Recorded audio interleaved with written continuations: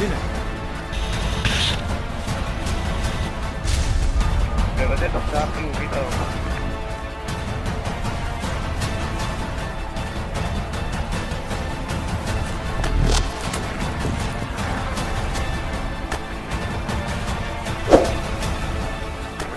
서방의 외교수장들이 모두 중동 지역을 찾아 확전을 막기 위해 진땀을 빼고 있지만 이스라엘과 친이란 세력 간 긴장은 오히려 끝없이 고조되고 있습니다. 가장 뜨거운 불씨는 역시 레바논 헤즈볼라입니다. 이스라엘과 국경을 맞댄 레바논의 친이란 무장단체 헤즈볼라는 지금까지 이스라엘에게 전면전의 빌미를 주지 않기 위해 조심해왔습니다. 지난해 10월 7일 이스라엘 하마스 전쟁 발발 이후 국경지대에서 크고 작은 무력 도발을 일으켰지만 가자지구를 공격한 이스라엘에 대한 항의성 공격 혹은 자신들의 국경을 지키기 위한 충돌이었습니다. 그러나 지난 2일 이스라엘군이 하마스의 서열 3위인 살레흐 알 아루리를 제거하기 위해 레바논 수도 베이루트에 드론 공격을 감행하자 분위기가 확 바뀌었습니다.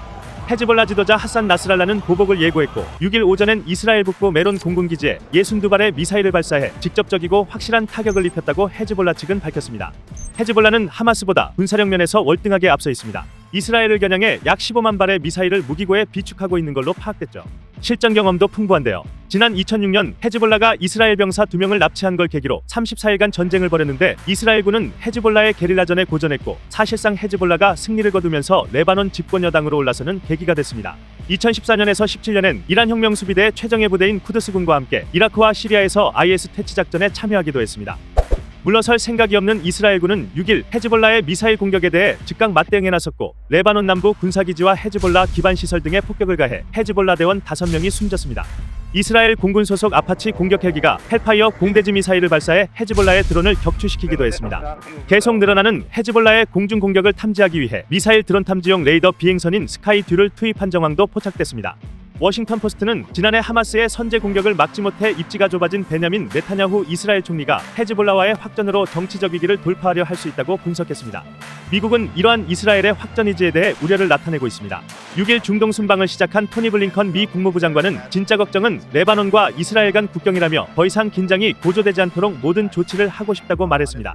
호세프 보렐 EU 외교안보고위 대표는 레바논을 방문해 레바논이 분쟁에 끌려가는 것은 절대 피해야 한다고 강조했습니다. 미국 국방정보국은 이스라엘군이 가자지구 작전에 너무 많은 시간과 군사력을 투입하며 이미 피로감이 누적됐고 헤즈볼라와의 전면전 시 승리할 가능성이 낮다고 분석했습니다. 뉴욕타임스는 헤즈볼라가 먼저 국경을 넘어오면 미국은 이스라엘을 지원하겠지만 그 반대의 경우는 지원하지 않을 것이라고 내다봤습니다. 이런 가운데 시아파 무장 세력의 본체라고 할 수 있는 이란도 전면전을 언급했습니다. 호세인 살라미 이란 혁명수비대 사령관은 6일 해군함정 공개 행사에서 오늘 우리는 적과의 전면전을 마주하고 있다고 말했습니다. 그는 적이 누군지 명확히 밝히진 않았지만 예멘의 친이란 무장단체 후티 반군을 향한 서방의 대응을 염두에 둔 걸로 보입니다.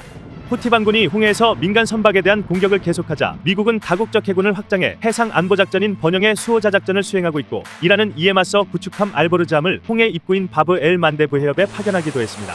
뉴욕타임스는 이란은 직접적인 대결을 피하면서도 미국이 지원하는 국가들이 패배하도록 노력하고 있다고 전했습니다. 이어 이란과 그 대리 세력들을 잘 억제 중이라고 믿고 있던 바이든 행정부가 1979년 이슬람 혁명 이후 이란과 가장 복잡한 관계를 형성하게 됐다며 중국을 저지하는 데 집중하기 위해 중동에서 물러났던 미국이 다시 중동으로 빨려 들어가고 있다고 분석했습니다.